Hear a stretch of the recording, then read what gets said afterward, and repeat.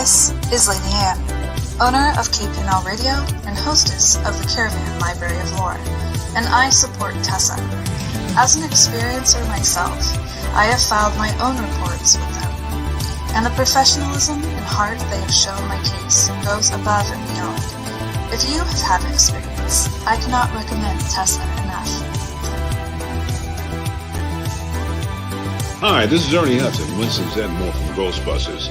I want to let you know that Ryan Stacy, he's created the Experiencer Support Association, TESA. You can check them out at www.tesacan.org. Now, they investigate paranormal, UFO, and provide support to experiencers. But you can check them out at, like I said, www.tesacan.org and see for yourself if they're really Ghostbusters. I can tell you this, they are a non-profit organization. Good luck, have fun, and keep it blessed.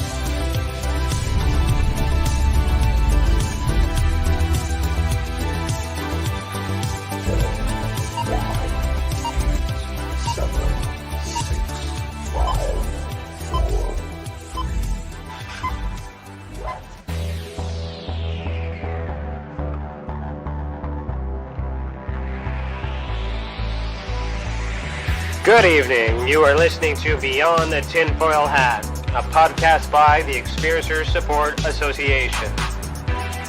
TESSA is a UFO, paranormal, and paracryptid investigation association. We investigate everything belonging to the global phenomenon linked to highly strange and unexplained experiences. We also connect experiencers with other experiencers, creating a safe, positive environment to engage and discuss this phenomenon without judgment, criticism, or retribution.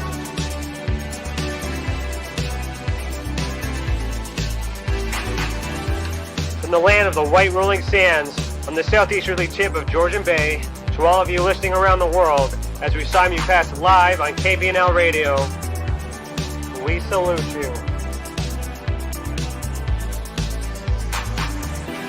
If you want to go back and listen to our previous episodes, go to youtube.com/the Experiencer Support Association. Do us a favor and hit that subscribe button and ring that bell to be instantly notified when we are live, not only for these episodes, but every single element TESSA has to offer. On our website, tessacan.org, we have something for everyone. We have support for experiencers, data for independent researchers, and places to advertise for professional partners. This live portion of the show will run for about 45 minutes. We'll have a commercial break and then spend some time answering some of your questions in the comments. The show will continue immediately after on Patreon for our private members, so head over and become a member for the unclassified tier and receive additional content from this episode and so much more for only $7 a month. To all our Patreon members, you are awesome, and thank you for helping us heal the world. All proceeds go back into the mission and will continue to help us create educational content for you and your family. Become a member today by going to patreon.com/the Experiencer Support Association. Also, if you're joining us live on Facebook or Twitter, head over to our youtube.com/the Experiencer Support Association if you want comments read out in the chat.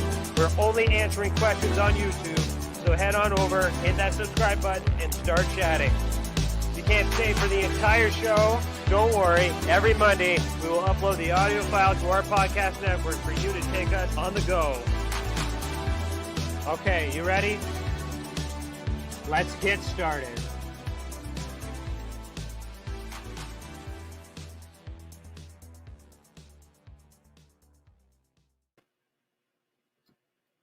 Good evening. Today is Thursday, February 4th, 2021, and I, Ryan Stacy, am your host this evening. Our guest for Season 3, Episode 3 is Tim the Demon Guy Morrison. Tim Morrison is a member of the Experiencer Support Association and assists our experiencers with understanding demons, creatures of folklore, and spiritual attachment. Tim is a demonologist, paranormal investigator, and an open-source exorcist. He's also a private investigator and the operations manager for Blacklight Investigative and Surveillance Services. Not to be not to be confused with Jim Morrison of the Doors. Otherwise, I'd be talking to a ghost right now. So, Tim, put on your tinfoil hat. We're about to get ready to head down a rabbit hole. Let's go. How are you? I'm good. Thanks for having me on. No worries, man. Yeah. Welcome. I'm excited. We always talk business, but now we can talk other business tonight and stuff we love. And so I'm happy to be able to do this here. Just want to put a shout out. I noticed some people are commenting right now in the Facebook. If you guys want us to respond to those comments, head over to youtube.com/The Experience Through Support Association. So that way we can get your comments read out on the back half here. Right. So my first question for you, Tim, is how did you get involved with TESSA, and why are you focused specifically on demons and spirit attachment? My involvement with TESSA, I kind of fell into it. It's the ties with Blacklight, obviously, was my introduction. Before I started working for the security company, and I was actually investigating Blacklight a little bit. And when I looked up Blacklight, I found your name, and of course your name comes up with all these weird and strange things. Yeah, I'm a weird guy. You run Ryan Stacy, and you look up paranormal in the dictionary, and his picture's there. But I did fall into it because I had no idea that you did this on the side, and my experiences have been demonology type experiences. So I found with TESSA a place that I could express myself and not get laughed out of the room. But, I have found a group of people that the uncommon and highly strange is common, and not so strange. That's what I like about TESSA. Cool. Yeah. Well, welcome. I'm glad to have you as part of many divisions within our two companies. Yeah. And you are a great asset. So thank you for that. Excuse me. So let's talk specifically about demonologists. Okay. We have a couple conversations back and forth, but I'm curious to know what your thoughts are on the misconceptions of what a demonologist actually is. I mean, it's a personal thing. The actual, a demonologist, the education part is for me, it's a lot of experience, a lot of, I could say, I don't like using the word religious training, because of the word religious, but I have that background. My experiences go back into my childhood, dealing with these demonic entities, I guess you could call them, and the two extremes are demonologists are super religious, or we're exorcists, we're Catholic priests, like there's that image, that Hollywood image of demonologists or exorcists. Ed Warren gets a good or a bad rap depending on what side, and then there's the people that think we're Satanists, we're Satan worshipers, we're devil worshipers. Nothing I do with demonology has anything to do with worship. The fact that I identify them as demons is enough credit. They don't deserve any more than that. So I mean, demonology and demonologists fall into that, in between those two categories. And my angle, or my desire, is to do the investigation end of it, and get the facts, and get that kind of stuff. I don't want to be a Bible thumper, and I certainly don't worship Satan. So it's I want to find that in between, if that makes sense. Yeah. So you're, there's a little bit of that. You're an ordained minister, correct? Yep. Yeah, I am. Under what practice? It would be a Protestant, more on the Pentecostal end. It's a church. I was a Mormon for 3 years, so I attained priesthood in the Mormon church. I don't really follow their teachings. It got a little weird for me. That was part of my journey, my religious journey. So the titles are there, okay, but it's primarily I believe it's what you do with them. Like where just because I do hold a minister's title. I've got some education. I've got a lot of background, religious background. So 85% of what I do and believe is my experiences. And then the other 15 is the knowledge and the research that I've done up to this point. Okay. So let's talk about the research. You've been studying a lot recently about shadow figures. What's your shadow figures? Yeah, they're interesting. Are they demonic? I don't think they're demonic. I think it has a lot to do with negative energy.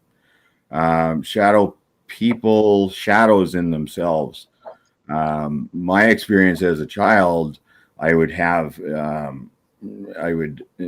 my attention would be drawn to the corner of my room where the walls meet the ceiling. So I don't know if you can picture that, and it would be darker than dark. It was like a black hole in the night, if that makes any sense. But it wasn't what I saw that was frightening. It was what I felt and the feelings. There was fear. Fear was the primary one, as a child. So I remember calling for my mom a lot of nights to calm me down. But what interests me about shadow people is the fact that they're not classified demons, they're not classified cryptid or anything like that. I believe they're in your head, and it's you're being watched. I felt like I was being watched. Okay, and a lot of the reports with shadow people, figures standing at the side of the beds, just staring. That's all. Basically, shadow people are just staring. I've read cases that they've communicated with experiencers.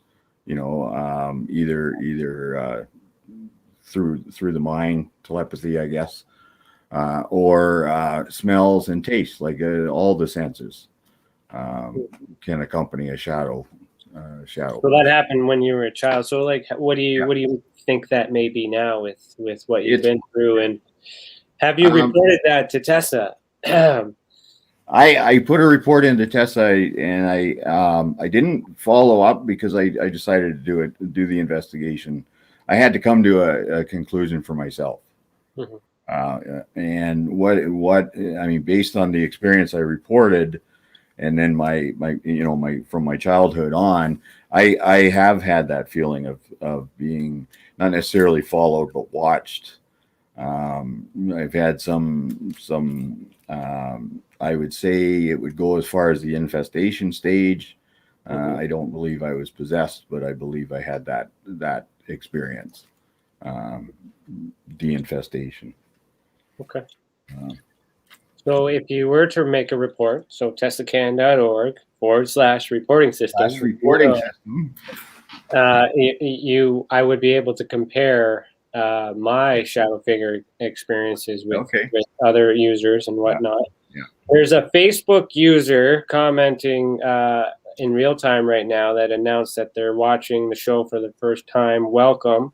I'm just going to let you know that you got some very interesting questions, but our rules are to answer those on YouTube. So head over to youtube.com/the Experiencer Support Association, and we will answer that question in the back half. Those are good questions.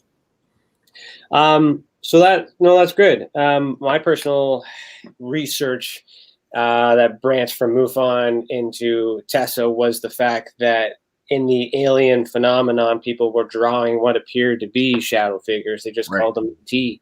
So starting to see visually these parallels. Right. So you're mainly a paranormal background, and I'm mainly a UFO background. And then I really like how we're really meeting in the middle. I'm just Right. talking in theories, right? When it breaks down into the science and stuff. So I guess with the research that we've been doing with TESSA, recently we have been working on a reclassification system. Right. Yeah. For those you don't know, Tim and I have been kind of brainstorming around the current Hynek Valley classification system that was created back in the 50s to measure UFO activity, close encounters specifically.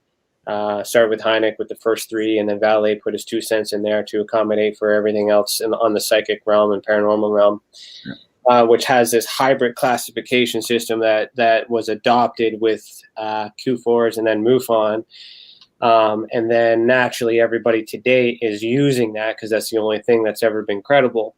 Tim and I kind of sat down and figured out how, since we in TESSA are investigating all phenomenons, how this classification scale would work within TESSA, and we've decided it doesn't work simply because it's too simple and it's too simple with current times. Yeah. So what we've done is we got together, we put our heads together, and we created a new classification system, which we teased about on our newsletter that was just released. That should be hitting the inboxes. I don't know. I've been told it's been delayed, so I'm going to look into that.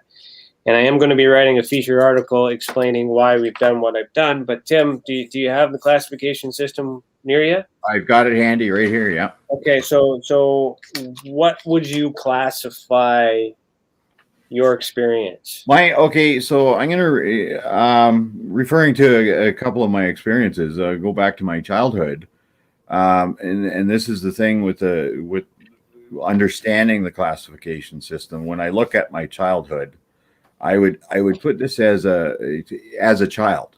This would be an extreme close encounter from my mindset. Okay, it was within 100 feet, like real close. As a 5-year-old, right? Yeah.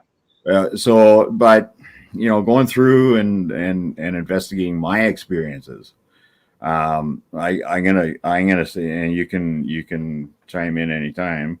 It's gonna go under the code ME, mental experience. Okay. Okay, and I do believe it's psychogenic. So you would say ME.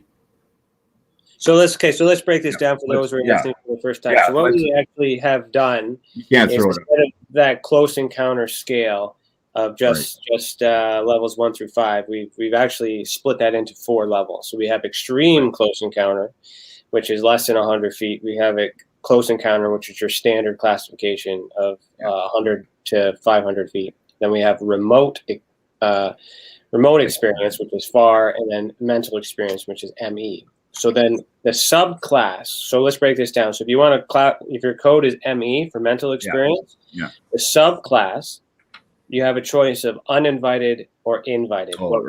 What would you consider that experience to be? It would be an uninvited. Okay. Yeah. So the way we're measuring now is trying to figure out if the experience was welcomed or initiated. So an invited mental experience. An example of that would be a seance and having a reaction to that, or a close or a human initiated contact through the CE5 movement, something to that sort.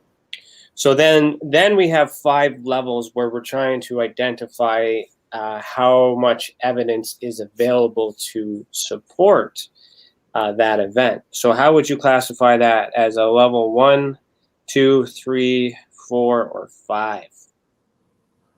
Where are we looking? I'm sorry. On your classification scale. So level 1 would be the method. So you've identified psychogenic as being a method, right? Yeah. Level 2 would be an uninvited mental experience that is psychogenic, which means of the mind, within your mind. And then level 2 is your corroboration. Like, do you have a single witness, 2 to 3 witnesses, or 5+ witnesses? No, this is and it is just a single witness. This would be my experiences. So it would start as an ME subclass A, and then a level 2 subclass A. Yeah. and it would stop there unless you receive trace evidence, which is, do you have any analogical evidence? Did you draw anything? Do you have any memories that are affecting you? Do you have any trauma? I do have some trauma. I have some Okay. actual physical trauma. Okay. So then that that would bring you up to level 3 because there's evidence of trace evidence. Right. Yeah. And then for material evidence, do you have anything you can demonstrate, document, physical or forensics? Do you have any marks on you? Do you have any pictures? Well, yeah, I've got scars. I'm not So going to if show you them. I'm not going to show them right now. You have scars, so if you have physical evidence, then that bumps you up to level 4. Yeah. And then level 5 would be, did you ever have either back and forth communication with validation or immediate reactive response? So did you communicate with this entity and did you see it maneuver or react immediately? No. So then you would kind of hover then at level 4. Right. So working through that, what that allows us to do, for you guys hearing this and for the first time, is it allows us to kind of look at how intense this mental experience is. Because it's in the mind, we can't really confirm that it happened. But to believe it, we need to triage it that way. So if we can't have more than one witness if it's in your mind. Yeah, it's impossible. That doesn't disprove it. But the fact that he has trauma because of it, it would indicate that it was that severe, and it's went with him. And if he were to receive, so now that he's identified that he has scars because of it, then there's some physical evidence that we can investigate to compare that to this event, which then therefore gives us something to validate that whatever you saw, whatever sensory display you had, could be validated if the physical proof made sense to what you're explaining. Right. So as an experiencer yourself, not investigator, where's your validation level feeling now that we have an actual place to categorize your events without saying it never happened? What's that? To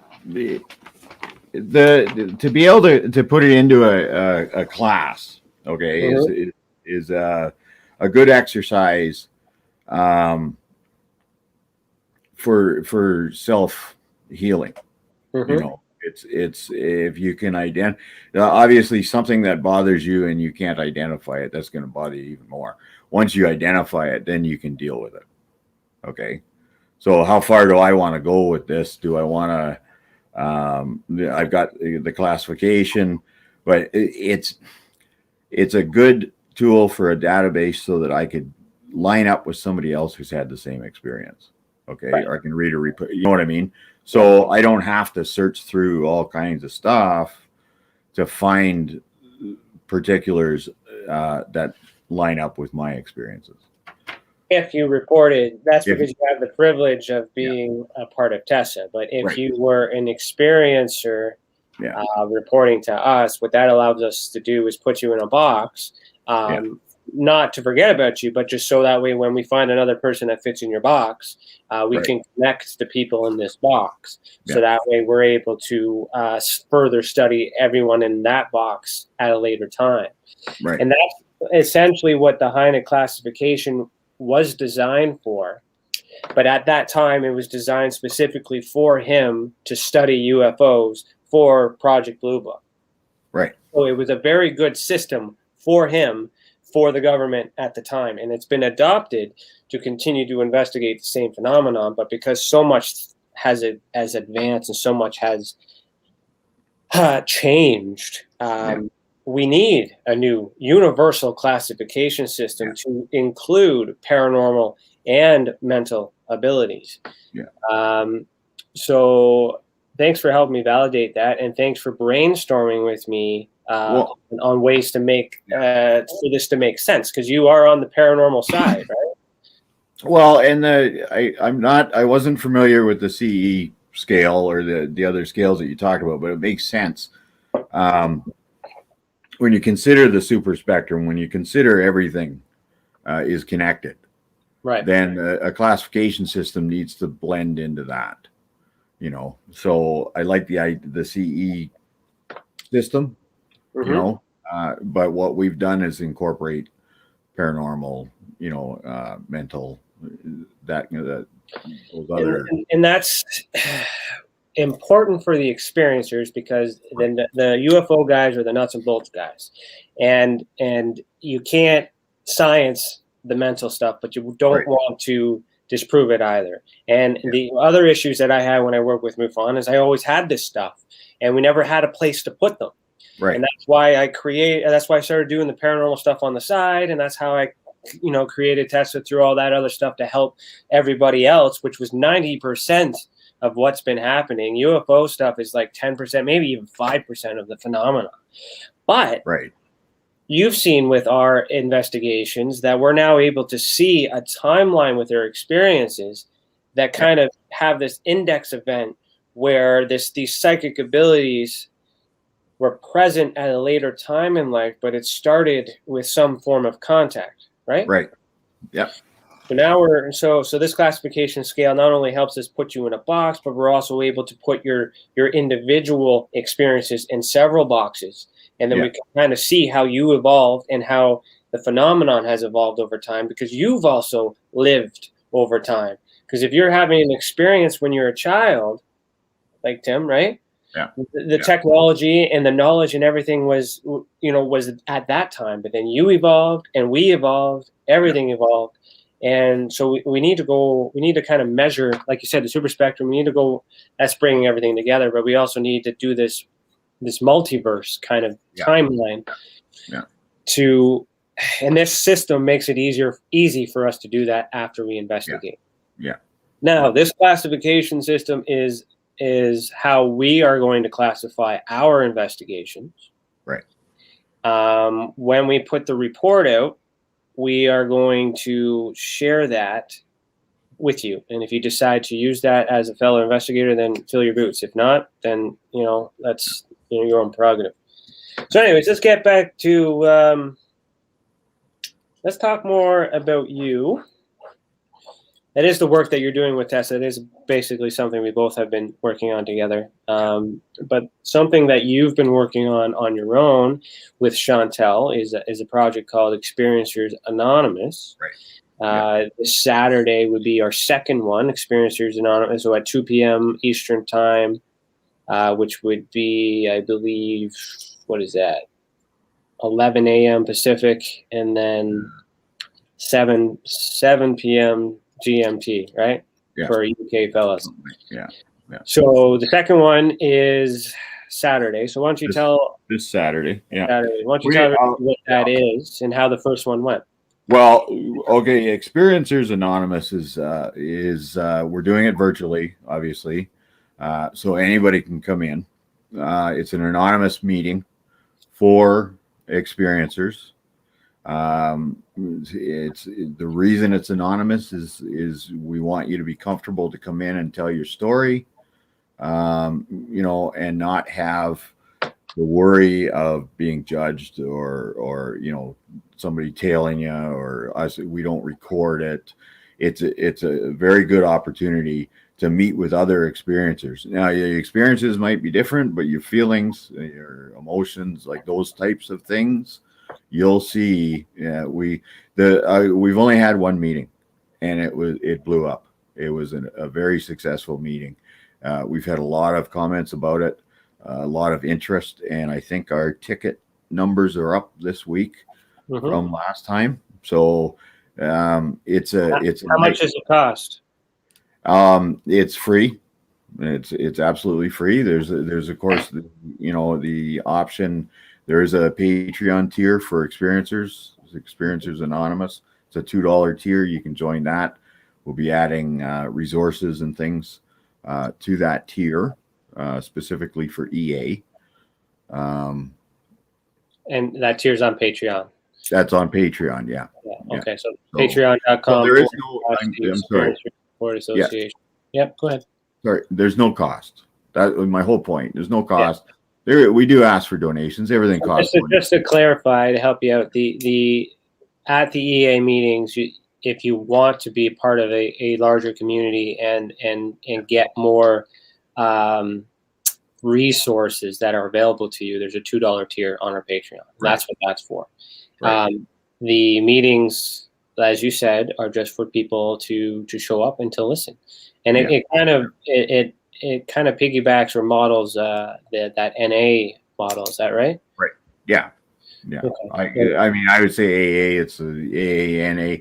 It's modeled after a 12-step program. There are not 12 steps. We're not doing the steps. But the principle of anonymity is important. Until you're comfortable enough to talk to somebody and say, my name's Tim. You could just, my name's Frank.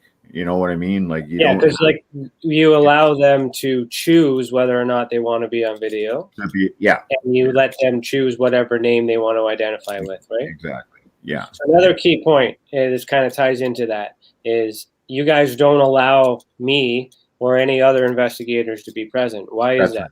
Yeah. Why is that? Because this is not. I mean, it's not a fact-finding group. It's not an investigators group. It's strictly for experiencers. Obviously, we're going to get interest from investigators.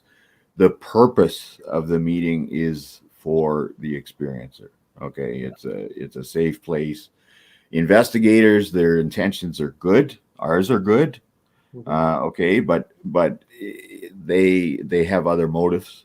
Okay. They may be writing a book. We look at it differently too, right? We kind of approach as a judging. I can admit to that, because like I would much rather investigate from the report than to read the body language. So that way I can believe the data versus the emotion, right? Right. Yeah. Cool. So what happens if a researcher or investigator shows up and starts talking? How do you handle that? Well, we'll determine if they are investigators, by their questions and stuff like that. We will make a point at the beginning of the meeting to discuss things like investigators, meeting procedures. Putting your hand up on Zoom. I'm not sure how to do that. It's a computer thing. So, but we do take care to protect the experiencers.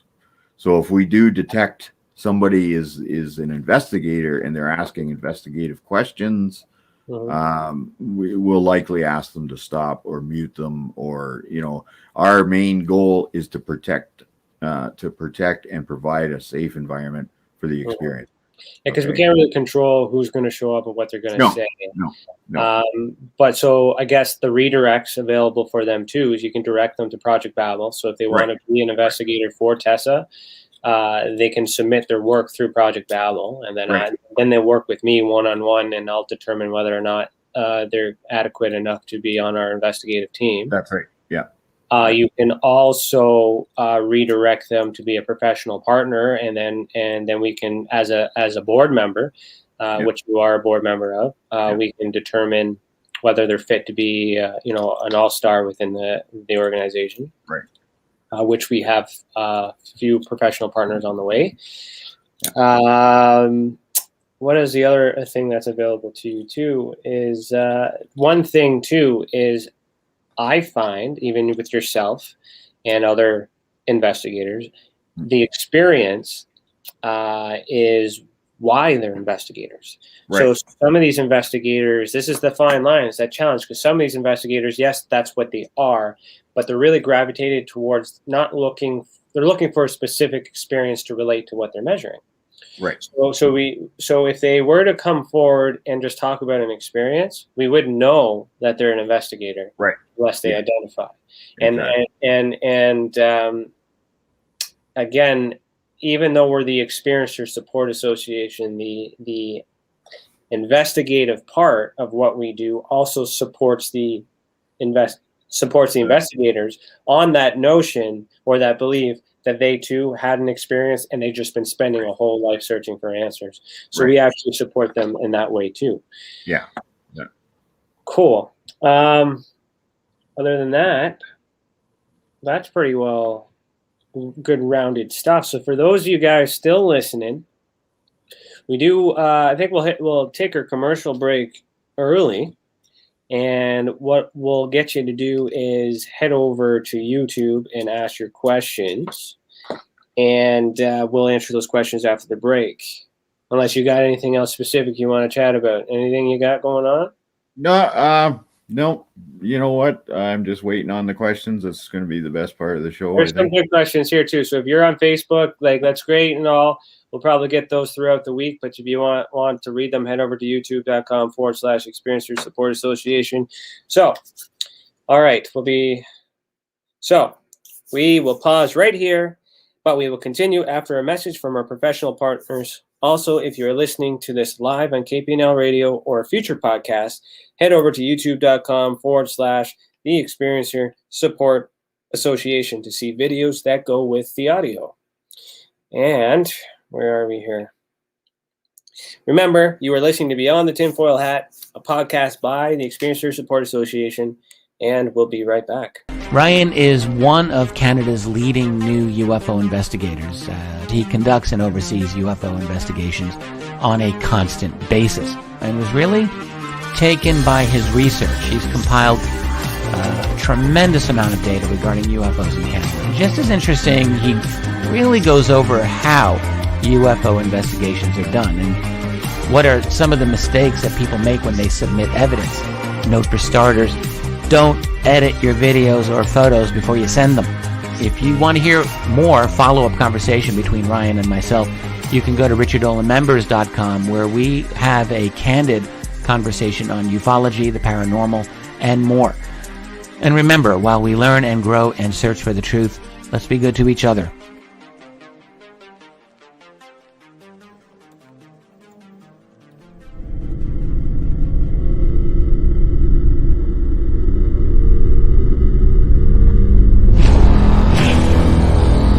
The same thing that draws aliens to our planet is the same thing that draws us to others. Exploration, curiosity, sustainability of life. That's why we go. It would make sense as to why they're visiting here. Travis! Quit playing around, man. Get back here. Travis! The last thing I remember was this numbing shock. Stunning sort of a feeling. Very powerful. Get away from me! I was just out of my mind with fear, just screaming the whole time. It's been theorized that aliens prefer remote areas because they don't want to attract attention. Whatever it is that they're doing, they would want to do that in a less populated area. There are multiple accounts of the same thing from people from all over the world. People that do not know each other, do not live in the same cultures, and they're all looking up, they're all seeing things in the sky. So it would be naive of us to think that we're alone in the universe.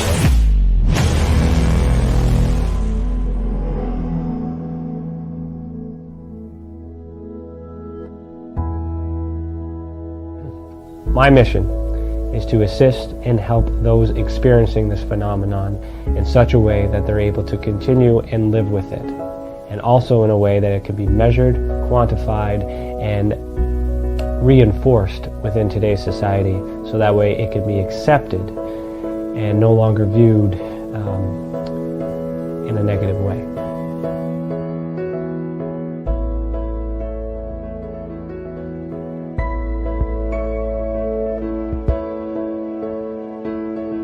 One thing that I do value in people is the ability to sense and feel when something is right and when something is wrong.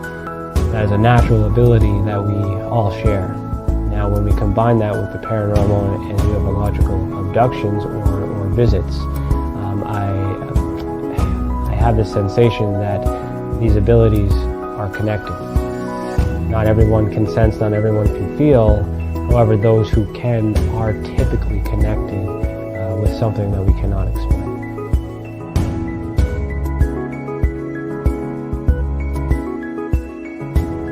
And part of my research is not just to investigate the experience, but it's also to understand and study the experiencer, to find out what they have in common with other experiencers to try to figure out what the actual makeup is in order to be on that spectrum.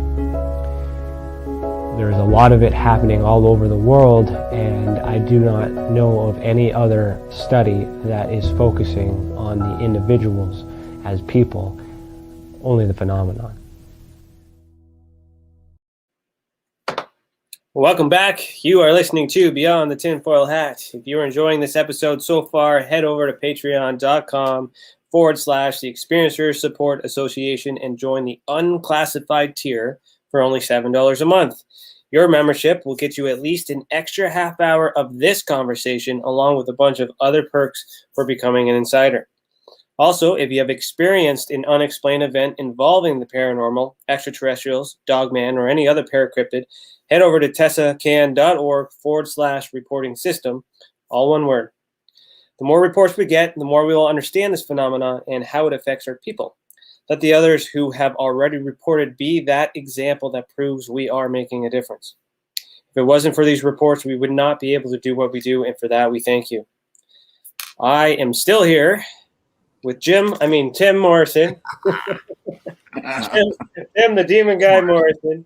And it's time to dive right into the comments. So I noticed that you guys are really having a good conversation in YouTube. I'm really happy to see that. That is awesome. So if you have a specific question for Tim, ask it now. I'm going to be looking for direct questions for Tim. Okay, MS Mom says, a demon with 4 throats in the back of one mouth. What is it? Wow. What is that, Tim? I do not know. You know, I could look. Unfortunately, I'm just getting this picture in my head, but I wouldn't even know where to start. I like how everyone thinks we're a magic 8-ball and we know the answer to everything. So yeah. I'd like to see if MS could draw this. And so right? If I do recognize the name, and I think it's associated with a report that I've received. Oh, okay. I don't want to confirm because she's not using the same name, but I'm pretty sure I've linked that. If you haven't made a report about this experience, please do. If you have, then as soon as I get to it, I'll definitely get Tim involved for sure. Thank you for sharing. So Lisa has said, the shadow people I encountered are not demonic. One shadow being I encountered is a black cloaked hooded reptilian. Wow. Okay. There's a hat trick and a half. You want to talk about that? And that is confirmed or validated by one of our investigations. Right. I've seen the drawings. I've investigated Lisa's case, and I don't know what she saw, but I know what she's talking about. Yeah, it's very interesting because there is a lot of conjecture about aliens and shadow people. That shadow people are aliens. You know, I'm not familiar with the classes of aliens, Ryan. To be honest, those are labeled too. I know what reptilians is basically a race of beings that resemble a bipedal reptile-like creature. It could also be a cryptid, a paracryptid, depending on what we discover if and when we actually capture one. Right. Yeah. I have heard that. I've heard the correlation between the two. You know. Well, it's interesting because she calls it a shadow being, and she drew these as shadow beings, look like shadow beings in the first place. And then after we sent her for regression, she was able to draw out these memories to focus in on the face. And when she drew the face separately, that's when we saw these reptilian features. But it was never associated like that in the makeup. Until the regression. But visually, we see this hybrid of all of these phenomena. Yeah. Which is very fascinating. Yeah. Which is another reason why it's important that you ufologists investigate all phenomenons, because there's more evidence out there. And if you don't know how, well, I'll show you. Just apply. Chantel says, shadow figures are interesting, one for sure. I don't know what my experience with one would be, but I recall my heart skipping a beat and feeling instant dread and fear. It felt like a heavy energy. Do you have any comment for that? Yeah, it is a heavy energy. I refer to it as negative energy, but yeah, there's an actual there. It is very what's a good word? It's very forceful. Like this negative energy. That's what it is. It's negative. Anything negative you're gonna react to it. So it can feel. You know, I mean, people can feel weight, actual physical weight, like these things, the paranormal things that happen, your body will react. Okay, so. And these feelings, though, are attached to these mental abilities. That's the thing. It's like as soon as that thought enters your mind, or whether that's intentional or manipulated. Or manufactured, however that comes in, like a download, you know, in my instances, you know, the physical feeling that comes from it is the only evidence we have right now to prove that phenomenon exists. Right. I think it's important, Ryan. Chantel mentions the fear. Okay, yeah. Fear is a negative. Okay. And it does. Fear sends us into flight and fight. You know, that kind of thing. So when you're dealing with it on a mental level, you're dealing with it in your mind, or you're trying to comprehend what has just happened. And if you automatically perceive that as a negative, you're going to feel negative. Exactly. And that's why EA is important, because these people will express the negativity. And your goals is to try to help them not debunk the event from happening, but just try to look at the same thing happening, but for a positive reason.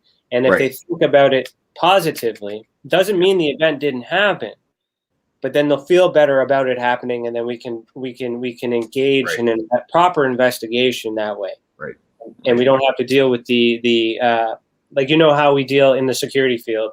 We deal with, domestics. Right. Right. We got to de-escalate them first. Yeah. Right. And then it's like, okay, now that you're calm and you cleaned up the glass and everyone's bandaged up, what happened, man? What happened? Yeah. Yeah. Okay, cool. You're under arrest. Yeah. Yeah. Thanks. Yeah. The turning to identifying that fear and then using it against this entity, or using it opposite to its intention. Okay. I don't know if that makes sense, but you can identify the fear and say, oh, I know what this is. And having it identified and confirmed with people like through EA. Okay. Somebody else has had this experience. This helps us move forward from the experience. Okay. That's I have a very important push for EA. I'm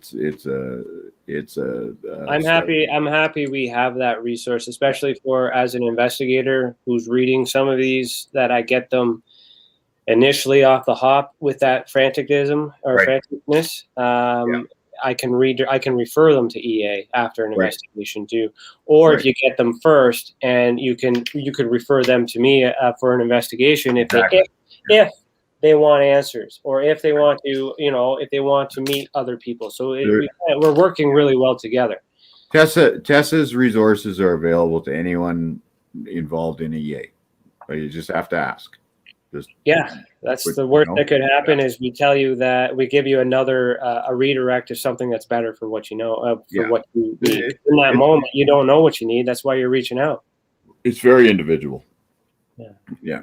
So Mother Scorpion says ESP should be in the classification. I really think some people can project their experience. Example, some light and orb encounters and even cloud busting. It is ESP or paranormal messing with people. Do you want to touch on that, or should I handle that one? ESP in the classification. I mean, you can touch on it, Ryan, because it's the psychogenic component to the classification system will group ESP. And so ESP specifically is a label to identify the fact that your psychic ability was able to manipulate something. Right. That would be an intentional attempt or accidental if it was a dream or download. We can, that can be subjective, but it's just right. There was some sort of a validated effect in response to that mental. So that actually is part of the mental experience category. It would, depending on whether it was intentional, like you tried to see into the future, or you tried to move an object, or you just saw paranormal activity. You just saw a poltergeist move. That's a label, but you just saw the activity happen. That could be uninvited psychic ability that you don't realize that you're the one who may have actually caused these cupboard doors to move because of this emotion that's attached to it. It would be psychogenic because it's of the mind, because it was your mind that's being used to express that. It would more than likely be a single witness if you physically move or predict something and someone else can confirm that there's no way that you could have done that, then you could move that up to a class B, which is 2 to 3 or 5 witnesses. And if you have a psychic ability, that will bring you up to level 4. And then the demonstrated part, level 3, the demonstrated part for level 4 would be when you work with me to try to recreate that event. I can see it happen. And then we can validate that, those parameters, exactly as you explained is what's going on. And if it's not what's going on, then we just continue to measure with everybody else because everyone's different.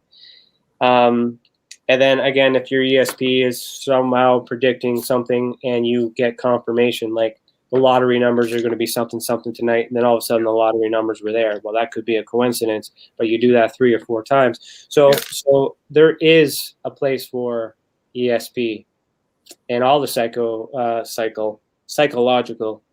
paranormal aspects in parapsychology. Yeah. Good question or statement. Let me look here. Most of this stuff, good conversations. You guys are chatting. That's good. Yeah, good. Hello, Jim. Hello, Brown Beard. Hello, Chantel. Hello, Mother Scorpion. Hello, Justin Case. Where's one? Justin. Is that your real name, or is that a play on words? Justin Case said, I had a nasty gin on my neck for 5 years. It exposed itself. When finally exposed, I figured out how to get rid of it. It looked like a vibrating black lightning and emitted pure hate. There's an opinion there, but the jinn, if it's the jinn I'm thinking of, it's a Muslim demon. Okay. Or Islam jinn. I have read about them. Never, of course, this is a unique experience. Having this on his neck for 5 years, almost like the devil and the angel kind of thing. I want to know, what would interest me is how did this affect him in his daily routine?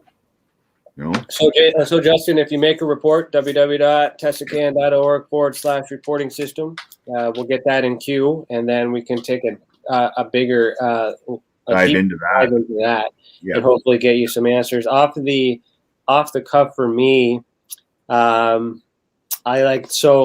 I'm the guy who's trying to get rid of labels and try to break it down and figure out what's really happening. Yeah. Like a jinn is a specific type of phenomenon within, like Tim said, a religion, a specific religion. If we remove the religion and the characteristics, that's where we kind of want to break down what actually happened, and then we can associate that. The fact that you said it was vibrating and black lightning, so it's not an entity, it's more of some energy, some sort of energy that could be a psychic attack. It could be your own. There's so many things that could be associated with that, but it's common. Yeah. So that's like we're not trying to debunk anything. We're just trying to remove everyone's thoughts on what TV has explained it to be. Right. So that way we can actually understand what the hell's going on. Yeah. Please make a report, tessacan.org / Definitely. reporting. That would be very interesting to look into. Yeah, man. Yeah. How much time we got? We got 4 minutes. And hello, Facebook user. If you're still listening, you should be on YouTube because I don't know who you are. So yeah, Sean, you guys are just talking about what Justin said for the most part, so that's good. Got some support in the chat. And I think I got another question here. So Jim Lucier has said ESP and telekinesis are common factors. The mind takes participation with the experience. So that validates what we're saying. Jim has messaged me off to the side as well, and he has made a couple of reports about some precognition and ESP stuff. I do have your reports. I just haven't. It's in queue, but I'm glad that you commented because I can validate that validates what we're doing, and he's in that spectrum somehow. I don't know how yet, but he is in that spectrum. Yeah. So he actually asked a question here, and this will bring us to the end.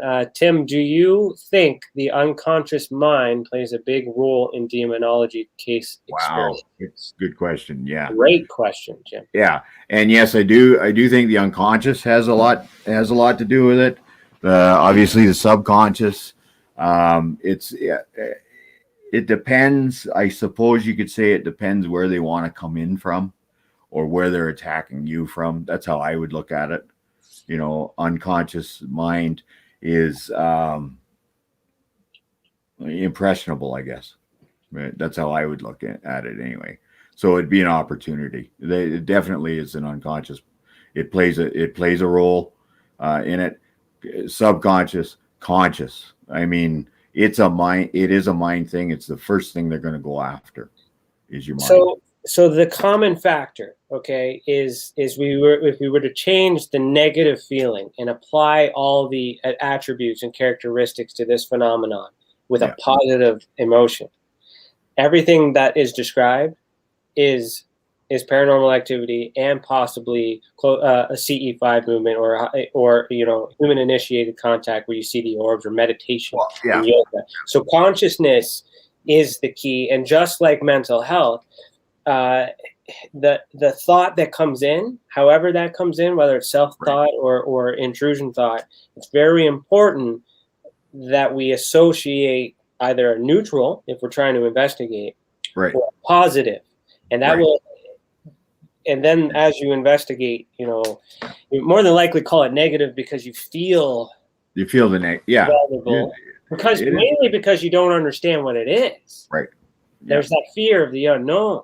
Yeah. Yeah. Right. So again, we're here to confirm that something happened, and then we work together for the rest of your life, trying to understand how to live with it. And as we live through it, we learn through each other and network each other. So go ahead. I just want to. We do have. So the Patreon special starts at 9:15. We got a couple more questions here, so we're going to answer them because they're good. But then I want you guys to head over to Patreon, patreon.com / the Experiencer Support Association. $7 will get you the continuation of this conversation. Tim and I are going to talk about exorcism. We're going to talk about his methods and how he does that and how that applies. And that's our Patreon special that's continuing immediately after this. But we're going to answer some questions for you guys watching live, since you guys are very active, which is amazing. And Tim, you're doing a great job too. This is Tim's first solo podcast, so give it up for Tim. Woohoo!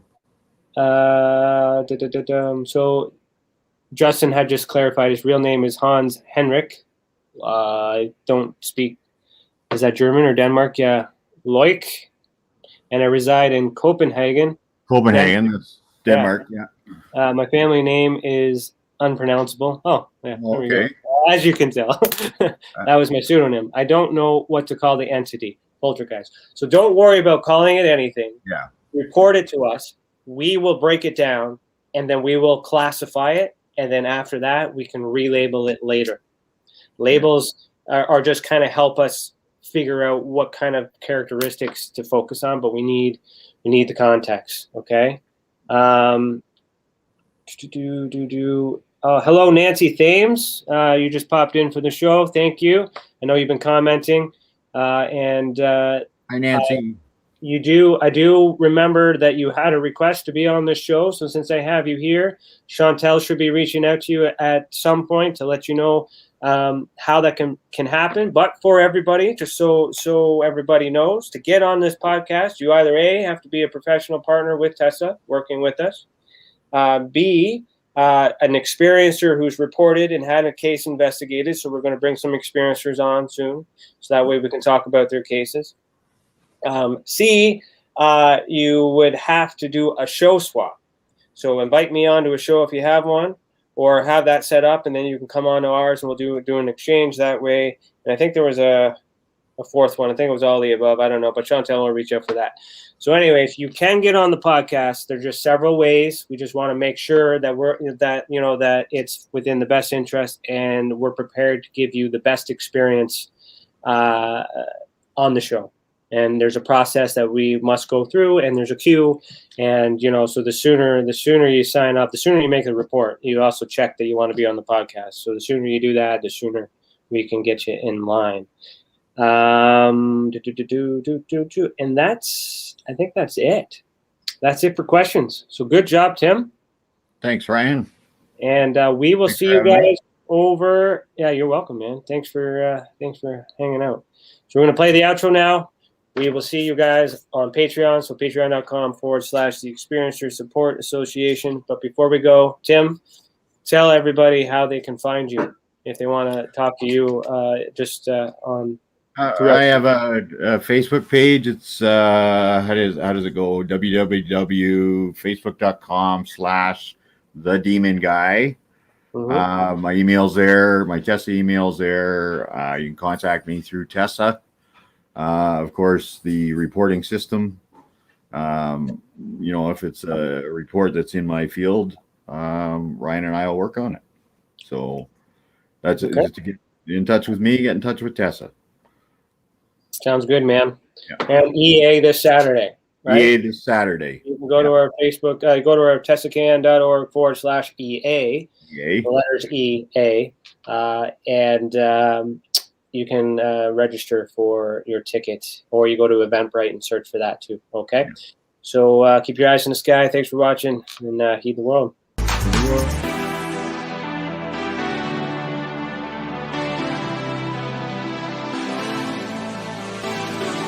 Tonight's episode was brought to you by the Paranormal Hangar, the official merchandising store of the Experiencer Support Association.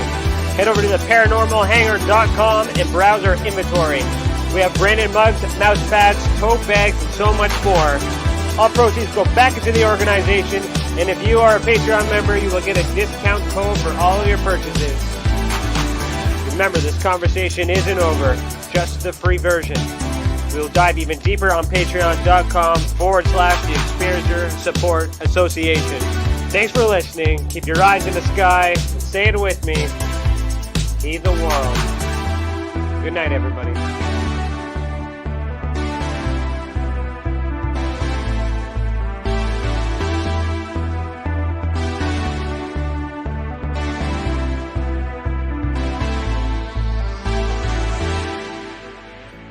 Hi there, this is Dave Scott from Spaced Out Radio, where together, my friends, we own the night.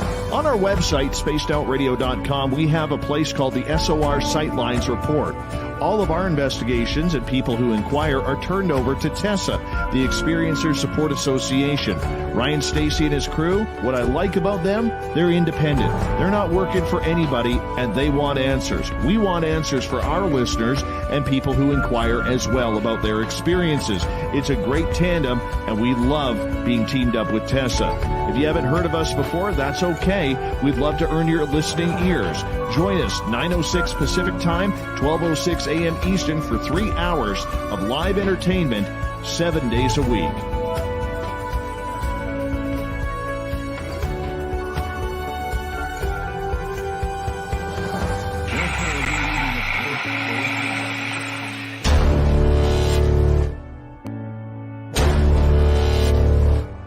ones in the dark.